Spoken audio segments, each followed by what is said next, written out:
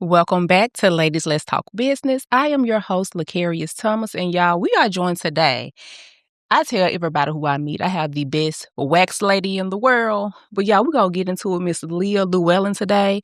She is an amazing person, and I had to have her here on the show because when I go to get my services, it's like a therapy session. So open, so honest about her journey, who she is as a person. I had to have her on. So welcome, Leah. Thank you, and thank you for having me. Of course. I know we have our Saturday sessions when I come in to get my services done, and we always just talk.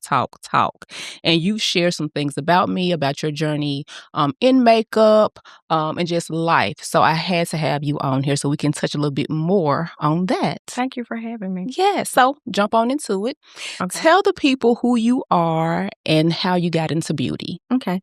Well, I am a licensed esthetician. I started the journey I got into makeup at a very young age, I guess. I won't say young, but maybe in my early 20s. Okay. Just watching Atlanta Housewives, just seeing the girls get glammed, and I saw that their brows were always like crisp. So I started going to the Met counter asking, like, what are they doing to get their brows so perfect? And I was advised, like, they're using a brow pencil with concealer underneath. So that was one thing. And then I got into the eyeshadows. And from there, I just started constantly going to the counter asking what to do. What do I do to allow my makeup to last? Like, what?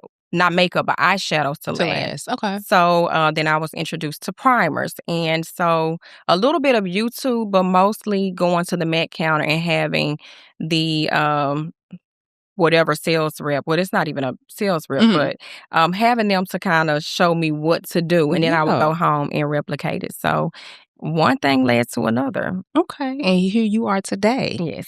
So what is your most popular service that you have so far? My most popular service is makeup because that's how I got started. Okay. But right now the facials are starting to increase, and now I'm about to get into pushing more of my waxing. I need to get social media is really not my thing. I would prefer more so of a private life, but with the business that I'm in, it's kind of stretching me. So now I need to get into promoting more of my waxing services. And that's going to tie into the next question I was going to ask. Like, what's been the hardest part of you building your brand? Social media. Social media.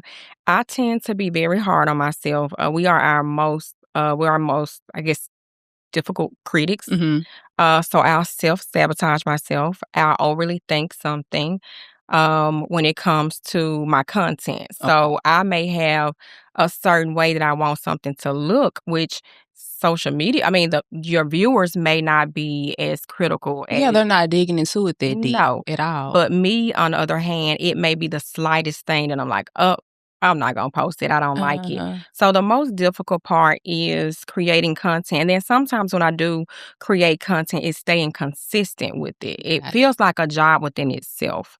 So that's my most difficult. I enjoy what I do, but the difficult part is the social media part of it. Okay. And so I know you're working on that, but how do you balance self-care for yourself and then providing self-care for other people? Because they're coming to you for facials, makeup, waxing. How do you balance that out? Very good question. That is something that I'm currently You're working on. Yes. Because usually I am more so, I'm a provider. You ask me, hey, on a fly, I'm there. So right now I'm in my season of trying to say no. I'm not there right now. And it's not really a no, but saying, I can't right now, but I can at When such and such time. Because usually if you say, can I get a makeup appointment or can I get a wax? I'm usually like, I'll try to alter whatever plans that I have to make sure that I meet your needs. But now I'm trying to focus, take care of what I need to do, and also take care of my clients as well. So learning that balance. Learning that balance, yes. And also taking time to, like, walking in the park, taking time to meditate. I'm not really a writer.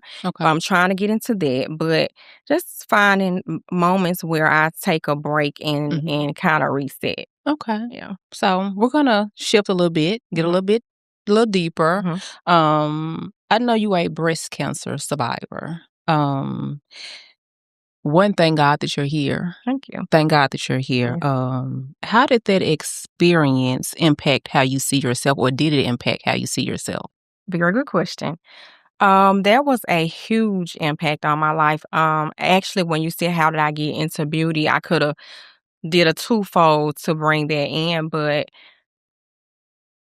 again, beauty was always my thing, but I was kind of in fear of stepping out on Mhm. it fully. So once I went through breast cancer and became a survivor of it, it was time for me to go back to work Mhm. actually. And I started finding myself getting depressed. Like, Mhm. why am I feeling depressed to go back to work when God has brought me through something, that most people either don't survive or have a hard time going through? So it made me kind of take a moment and analyze myself I kind of said, you know what? It's bet on yourself for a change. Trust Yeah. God. So what I did was it pushed me to step out on faith. Okay. So when it was time for me to go back to work, I just let them know, hey, I'm not I'm not coming coming back. back. Right. And so they were kind of like, you sure? You need Yeah. some more time. And I just said, No, I'm no, not coming I'm not back. coming back. And so from that moment, that's when I enrolled into esthetician school. So it just pushed me to step out on faith to do things that I Mm. really had been wanting to do for a long time. Okay. Yes. Okay. So there was a blessing in It what you was. what you had to go through. Yes. And I know you were diagnosed, what, in your early 30s? I was 35 to be exact. Yes. So what's something that you wish women in their 30s knew about breast cancer? Because I know me and you talked when we Hmm. were growing up, breast cancer was something women in their 60s and 70s, Hmm. that was a disease that they got. So what's something you would want women in their 30s to understand about breast cancer? Oh, that's kind of where would I want them? Is You're it never too young. I would say that you're never too young.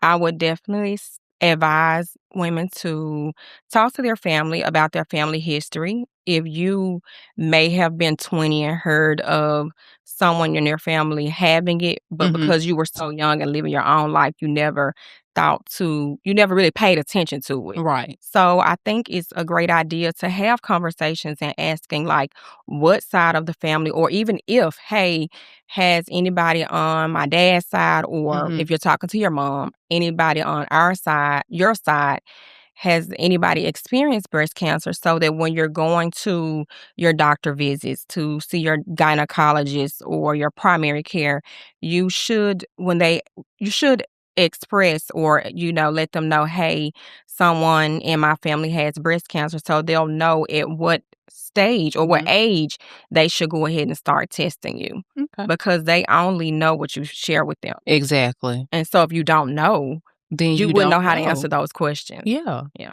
So during your journey, and I know me and you, we talked about this recently, did you ever feel the need to stay strong or put on the front for others while you were going through your journey at all?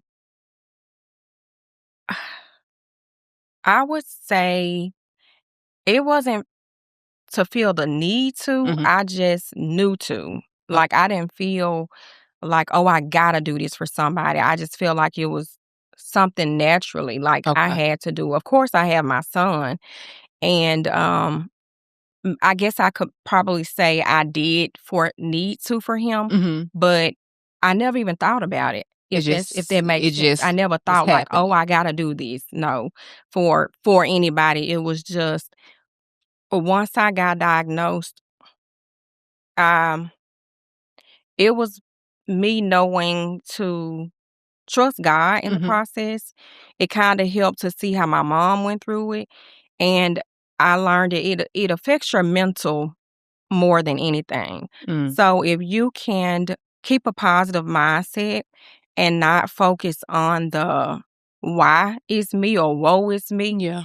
and just kind of think it's purpose in everything. You may not know what the purpose is initially when Mhm. you first get diagnosed, of course, and that's what makes it scary because in my case, I had the genetics test done, which my mom did as well, Mhm. and with that testing, it came back negative. So when I had my mammogram done, and it was determined, actually, it was what is it called? The biopsy. Okay. So when I had the biopsy and it was determined that it was cancerous, at that point, it was kind of like, okay, so my mom had the genetics test done and she was told it wasn't hereditary, and then I had the same test done and it wasn't hereditary. Maybe about my 5th round of chemo, I did find myself questioning, like, where is this coming Where's it coming from? from? Right. And so in that moment, it does kind of cause you, it'll affect your mental because you're trying to figure out the why. Mm-hmm. But I did have to regroup, and that was part of my spiritual journey. Like, okay, God, I'm not gonna worry about why this happened, Mm-hmm. but I know there's purpose in everything, and I know you're gonna see me through this process. Mm. So that is what helped me to Help you get continue. through it. So, and I'm glad you said that there's purpose in it. Mm-hmm. Did your diagnosis change how you show up in your business and how you provide care to women? I don't think it changed how I show up Okay. because I enjoy making people feel good. A lot of people didn't even know that I was going through chemo at the time. Mm. It was during COVID. Everybody was wearing a mask. I was surprised when some people didn't know because I was bald headed. I didn't do the wigs. I would wear a cap because Mhm. it was during the winter when I was Yeah. going through treatments. And I can remember opening the door for someone and they was like, "Oh my gosh, you cut your hair off. I've been thinking about Yeah. um So they had no cutting my idea, hair off just to start over." And I was like, "I don't even have no lashes and no brows." And this person thinking I just yeah, cut my hair off. for a fashion thing. Exactly. So I liked the fact that I was still showing up. So Mhm. it may have, I don't know, I just didn't want to stop. So it kept me continuing to provide a service. It kept me from keeping my focus on me. Gotcha. So, and I'm glad that I didn't. Well, when I did start sharing with, clients that I felt close to, some of them wouldn't know what to say. Sometimes people, because of their experience Mhm. with their family, as soon as you share with them, like, well, I'm going through treatments, Yeah. when I finally would say, well, I didn't really shave my hair off, it's out through chemo, and they'd be like, oh my gosh, cancer kills people or the medicine kills people. And Mm. I'm like, why would you Like, say I don't something wanna to hear me? that right Right. now. Why would you say something? But I just let them express themselves because they are sharing it from their journey, from their experience with other people. So I just had to, in the moment of them saying it to me, I had to speak to myself and say, their story is not my story. Exactly. Yeah. Exactly, and your story is amazing again, Leah, thank you. I know that's Thank you. very sensitive, you're opening yourself up to people. Me and you have had that discussion a couple of times, Hmm. but I'm sure, like you said again, purpose, this will help somebody else in their 30s who may be facing it, and if there's someone, and I want you to look in the camera, if there's a lady right now in her 30s that's, dealing with, breast cancer or just any illness and she's afraid right now, what would you pour into her? Um, if you are currently going through chemo or have gotten diagnosed, because I don't want to just say going through chemo because um there's different stages of cancer. So your journey may not be chemo. Sometimes you may go through the process of a lumpectomy or radiation or just a breast removal. But I would just say don't, it's so much that I probably could say. You can I share would it. say, you got me looking at this camera.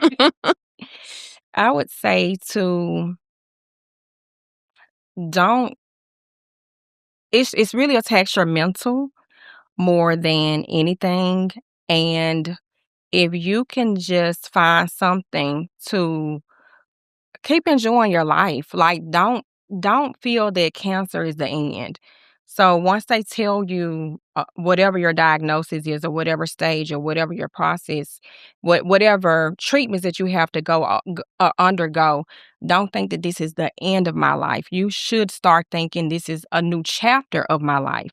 And you may not understand what the purpose is in that very moment. And you may find yourself throughout the process of wondering why and questioning why am I going through this. But do know at some point at the end, you will find your purpose. Amen to that. Amen to that, girl. Okay. All right, we're gonna shift. We're gonna get a little bit lighter now.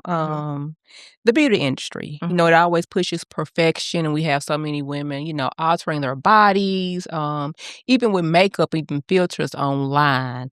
Do you think there's a healthy balance, like in real life versus the expectations put on women? And do you see that when they come in for makeup services with you?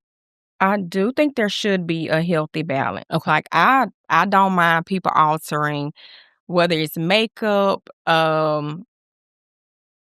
Body. cosmetic surgery, or doing things to their body. I don't care at Yeah. all.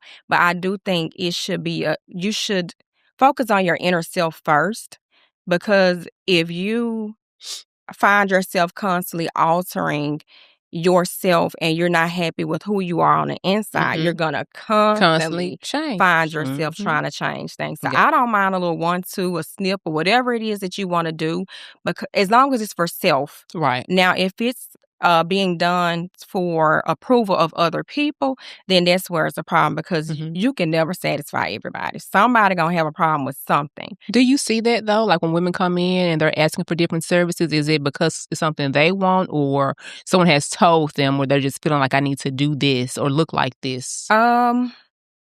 If it's for other people, it may not be stated. Okay. You know, I've had situations where people may have, maybe their husbands may have made a comment, whether they don't like it, or mostly with men, it may be I don't like the Gotcha. makeup, or I don't understand why you're receiving like a wax. They may think, why are you waxing all of a sudden? But when they kind of see and experience the wax, they like it. But for the most part, when people come in, it's for self or what they're comparing themselves to from social media. So I'm okay for a little enhancements, but sometimes I have had cases where, you know, people want to contour themselves a lot to look like someone else. And that's a bit extreme. Yeah. And I can understand that, because like you said, social media influence is so big. And I don't think people understand that's makeup plus filters plus angles. And then they come to you and figure, oh, she can make me look like this lady I just saw on Instagram. Right, and it's not possible. It's not. not. Because she doesn't look like that. Exactly. It's definitely a lot of photoshopping going on. Yes. Yeah. And I was surprised because I didn't know people would do the makeup and then still put a filter on the makeup. And so when I found that out, I was like, so your makeup don't look like that, really? No.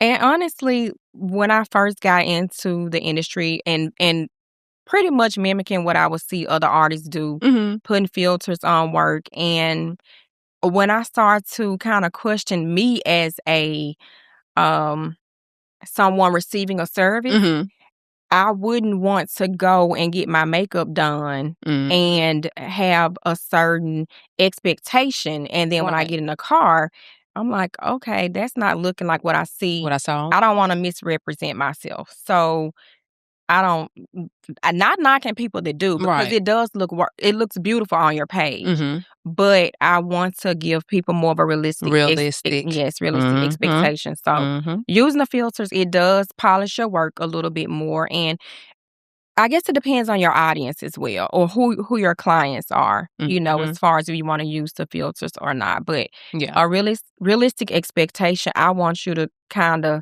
see what you're going to look like when you get out of my chair. Exactly. Gotcha. Do you think that's something that more makeup artists should understand about their clients, or is there something you think they should understand when these clients are coming in and sitting in these chairs? That's kind of a to each his own. I don't know, because maybe age, you know, depending on your clientele, the age group. Okay. If your clientele is into the filters, they may not care.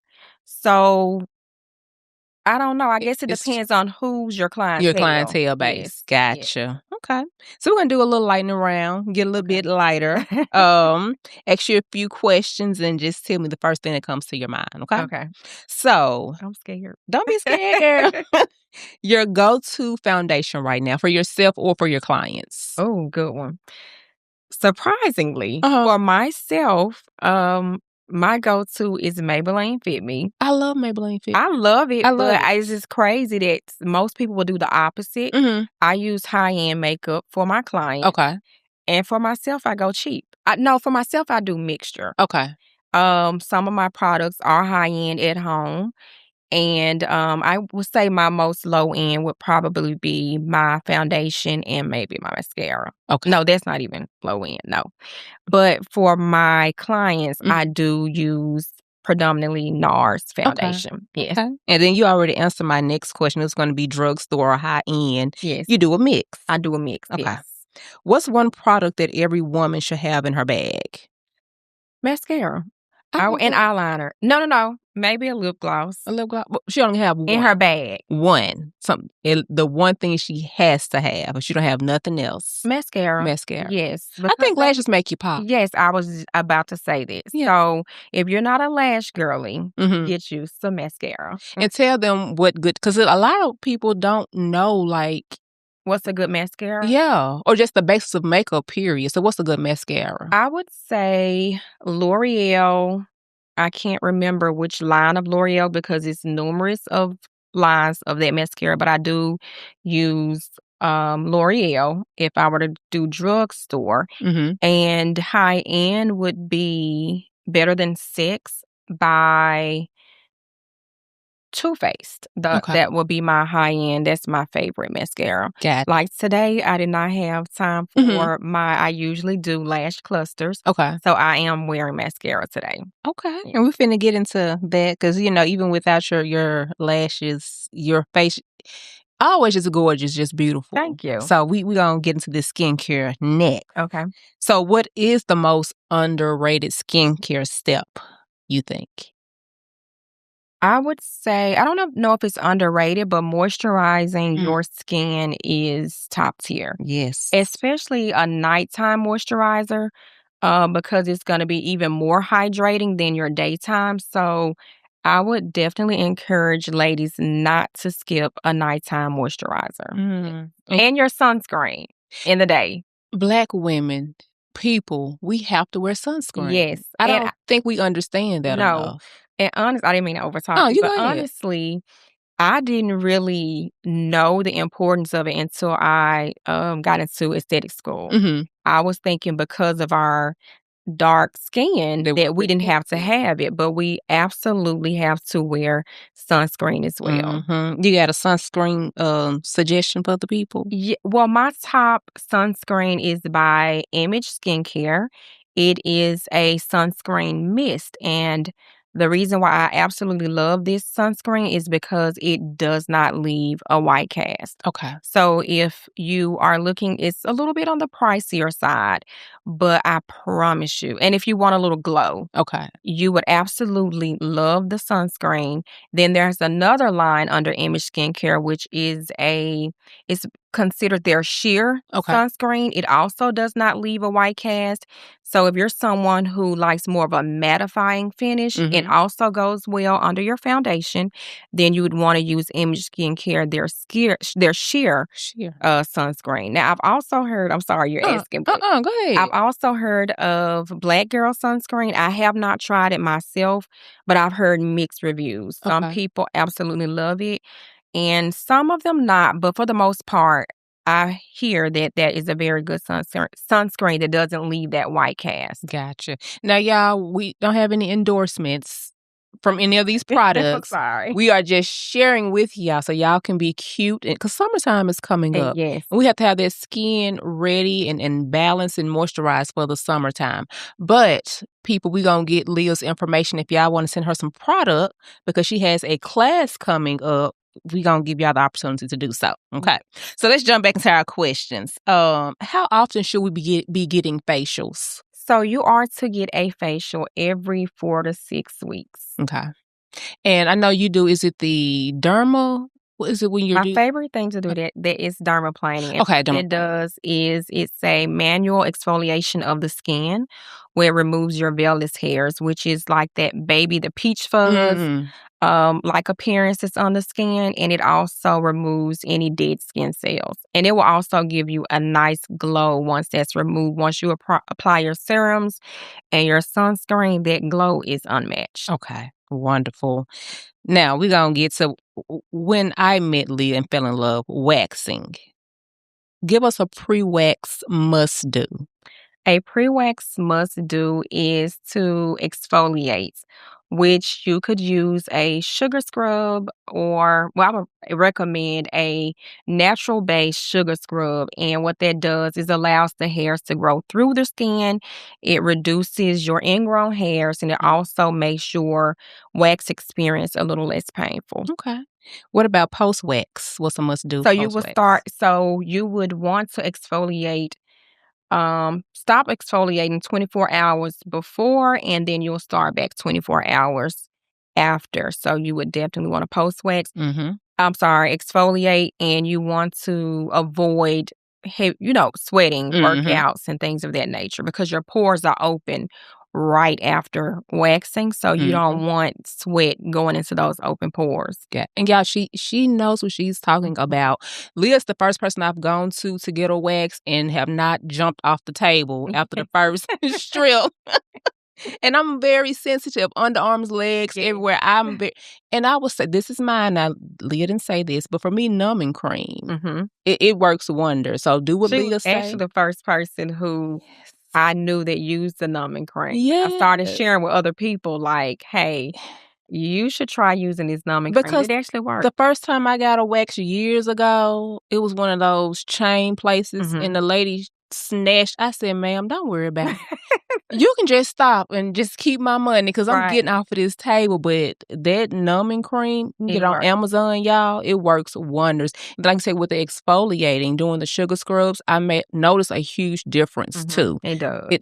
Huge Mhm. difference. I just be on the table and talking and don't be Mhm. flinching no more. Like, Yeah. yeah, I can do this. Yes, and I do also think it helps when we are conversing because it takes your mind off of actually what's Yes. taking place. Yeah, because I 'Cause don't some be paying attention at Right, all. because sometimes you're already tensed up Mhm. just with the anticipation of what's about to happen. Mhm. What's the biggest mistake clients make before a wax appointment? Shaving.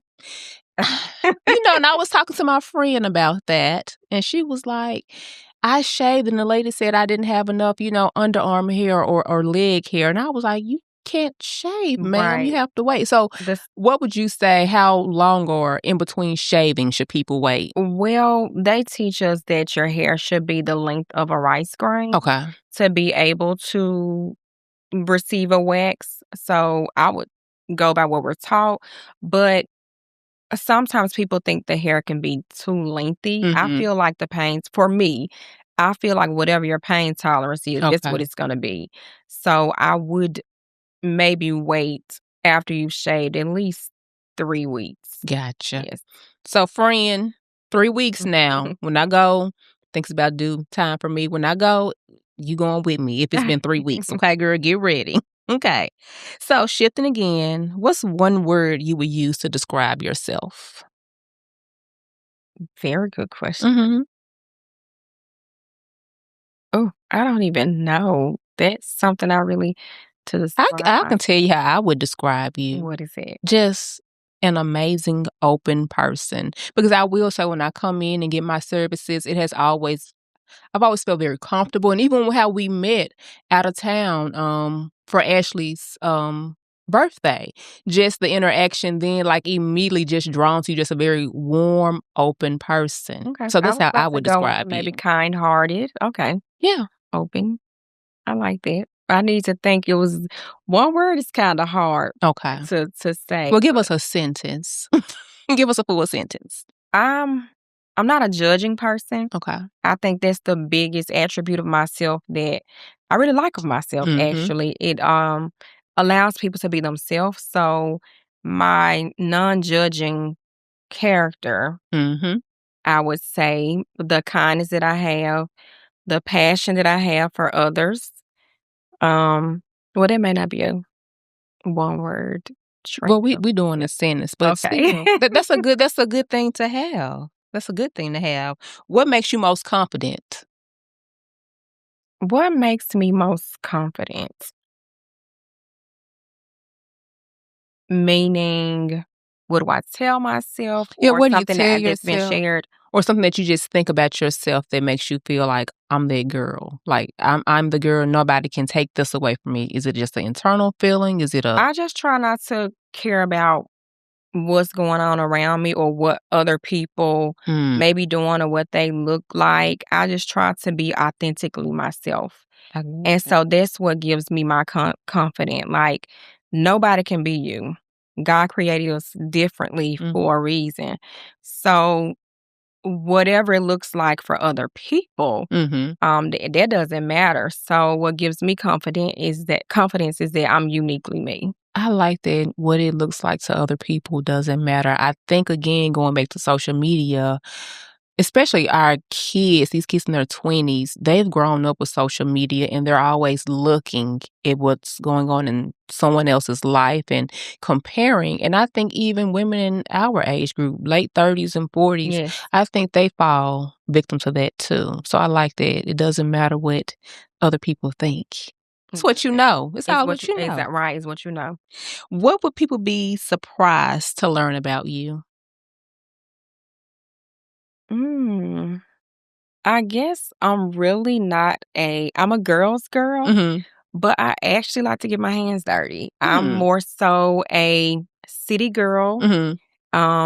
because where I live, but at heart, I'm really a country girl. Okay. I like outdoors. I love being around family.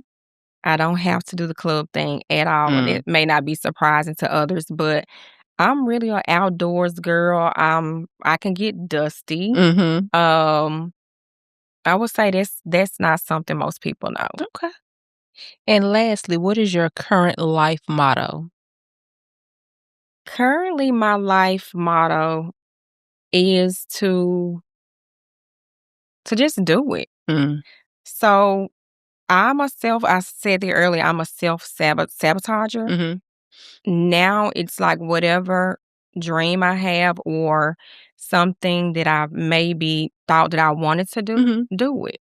I like that. That's my current life motto. And This is I This can is see my that. year for it, like, this is like, you stretching me today, I'm not gonna But, lie. we talked about this when I was last Yes, there and talked about yes, you stretching yourself, and it's gonna lead me to our next thing, stretching mhm, yourself and doing your classes. yes, So, tell the people I know the class sold out, what, in a yes, day? 24 hours it wasn't even 24 hours, Yes. actually, but I woke up the next morning, it was sold out. So that's a good stretch, but It is. since they're gonna miss this class, tell them about the class when you have the next class they'll be able to attend. So Yes, so I have not scheduled my next class, but there will be a second class. The first class is sold out. I only did a small setting. My goal is to continuously have small settings because I want to have the ability to notice that you're not mm, holding your brush right mhm, or your application isn't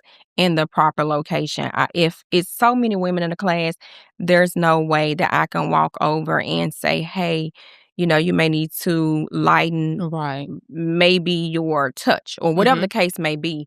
But I want to be able to see that you need some additional help and help you. But if I walk over and help one person, then I got to help 20 yeah, more. You know what I exactly. mean? Mhm, So I'm not really trying to maximize off of what I could get. I mhm, really want you to leave knowing that and feeling like you really learned something mhm, because I could have easily opened up more tickets, but yeah, I don't want people leaving and they're saying, "Oh, I just took this makeup class, but I don't feel like I learned anything." mhm. Or they may think they did a good job, but somebody else is saying, "Oh, well, you still look like a clown." So that's gonna misrepresent myself as Right. well. So I do plan to have more classes and small intimate settings because I do. It's not. Intimate settings, it will allow women to kinda vibe with each other as well as learn at the same time. And so with the classes, this class and the future classes, will it be products included? Would they have to get their own products? Would a product list be provided? So what I do, I am sending out a product list. Okay. They are welcome to purchase things directly from the list, something similar, or use products that they already have. In the future, I do plan on having the ability to either um, purchase a kit where I've Okay. already have the product, and then I also had someone, which is a blessing, that's a Memphian, to let me know that she has products. So I Amazing. haven't met with her yet, but Okay. we're gonna discuss, and I may incorporate some of her products. And people, other people who have products, Leah's gonna tell you where you can find her on social media, even though she hates social media. I Yes, ain't gonna say you hate it, but even though social media is a challenge for her, she'll let you know where you can find her. And you can give your products too. Because I mean, Leah is an amazing makeup artist, y'all. I Amazing. appreciate So that. tell the people where they can find you on social So you media. can find me on social media. I'm only on Instagram right now, and it is Exotic Enhancements. I will be soon joining Hmm. Facebook. I'm a little nervous about it, but Okay. as of right now, I'm only on Instagram, and again, it is Exotic Enhancements. Any plans to get on TikTok? Oh, and TikTok. Thank you. Okay. And TikTok is also the same name, Exotic Enhancements. All So thank right. you. I don't use TikTok often, so Mhm. I had Mhm. forgot about No, that. I love TikTok. I get on there at nighttime and Yes. sniggle and giggle all And night it does long. seem like that's where the people are at, so I need to grow on TikTok. And then I think TikTok is like the new Google. Like Mhm. instead of going to Google, I'm always Yes. in TikTok trying to find how to do something. I don't even use YouTube anymore. TikTok. Okay. So yeah. So if we have a young lady looking to get into makeup, waxing, just the beauty industry, what's the one thing you would tell her? I would say if you're looking into getting into that beauty industry, I wouldn't waste time. I would go ahead and enroll in a school that offers the aesthetics program. Mhm. Now, if you want to get into hair, you can go into cosmetology as well, but I won't worry about time has changed. Mhm. When I was growing up, you didn't really hear people talking about esthetician school wasn't around, first of all, So at did you have my to do age. It would cosmetology? have been Mhm. cosmetology. So you didn't really hear people talking about it, or if they did, within, I guess, my family, you never, or I didn't think, "Oh, somebody will be proud of me." You mostly Mm, heard people being proud of you wanting to go to school for law school or mm. nursing or to be a doctor or something of that nature. So you didn't, when you were choosing your path in life, you never thought about that first, Right. right? Or you just kinda did it on the side. So I would just say I like where, in today's time, N people are proud of you for whatever you wanna Yes. do. It's just the fact that you gotta go, like, you're doing something. Yes. So, if you're in school now and you are currently doing hair on the side or you're doing lashes, Yep. enroll as soon as you graduate. Don't wait. Yes. Yes. Yes. All right, ladies, y'all heard that? Mhm. I want y'all to make sure you go follow Leah on TikTok, Instagram, and when she gets on Facebook, follow her there and book her services. I'm telling you guys, she is amazing at what she does. And I want to thank you for joining me for another episode of Ladies Let's Talk Business, and we will talk again soon. Bye. Thank you.